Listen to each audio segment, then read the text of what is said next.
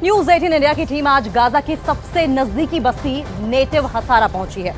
यहां ही वो पीस की दीवार है जिसे 2005 के बाद इजराइल और गाजा के बीच एक बॉर्डर के तौर पर पहचान मिली है, यानी कि पीस वॉल गाजा पट्टी और इजराइल को अलग करता है। वॉर जोन से देखिए हमारी एक्सक्लूसिव रिपोर्ट कि पीस वॉल के आसपास क्या है माहौल।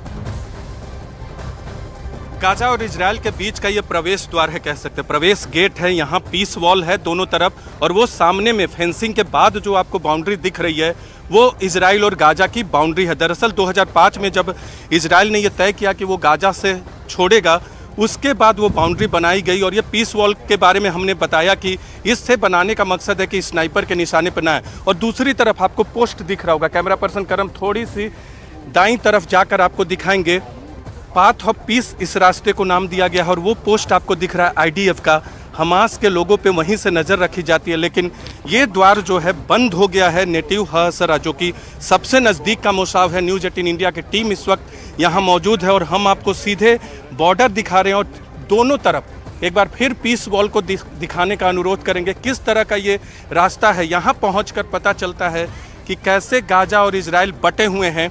2005 के बाद उम्मीद लगाई थी इजराइल ने कि अब शांति बहाल रहेगी, लेकिन 2023 का 7 अक्टूबर उस शांति के बीच में सबसे बड़ा बाधक बन के आया। लेकिन बॉर्डर से हम आपको वो कहानी बता रहे हैं इतिहास की, जो गाजा और इजराइल के इतिहास को तय करता है। और 23 अक्टूबर भले पहली बार इस तरह की दास्तान देखने को सामने आई है, नरसंहार कत्लेआम सामने आया है, लेकिन यहाँ की तस्वीरें बता रही हैं कि आज की नहीं, ये लड़ाई वर्षों पुरानी है, दशकों पुरानी है। तो एक तरफ तो इजराइल गाजा में अस्पताल पर हमले कर रहा है, लेकिन दूसरी तरफ उसे खुद पर हमास और हिजबुल्लाह के अटैक का डर भी सता रहा है। इसलिए अब बेंजामिन नेतन्याहू ने अपनी स्पेशल फोर्स को जंग में उतार दिया है।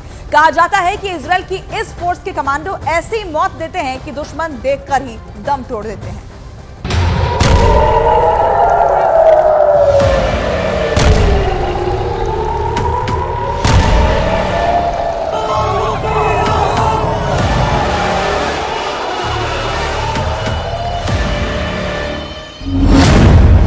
हमास के खिलाफ इजराइल का सबसे भरोसेमंद हथियार मोसाद फेल हो चुका है। इजराइल की सबसे एलीट यूनिट शिन बेत पूरी तरह से नाकाम हो चुकी है। इजराइल की आर्मी अब तक हमास का पूरी तरह से सफाया कर पाने में नाकाम साबित हुई है।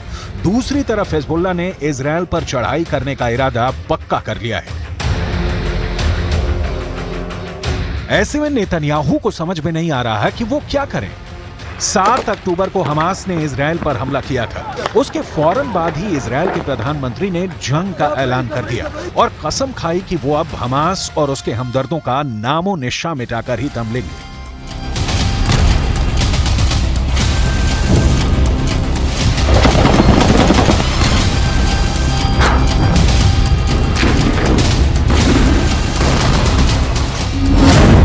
नेतन्याहू ने जब अपनी उस यूनिट को हमास और हिजबुल्लाह के खिलाफ उतारने का फैसला किया, जिसका ट्रैक रिकॉर्ड 100% है,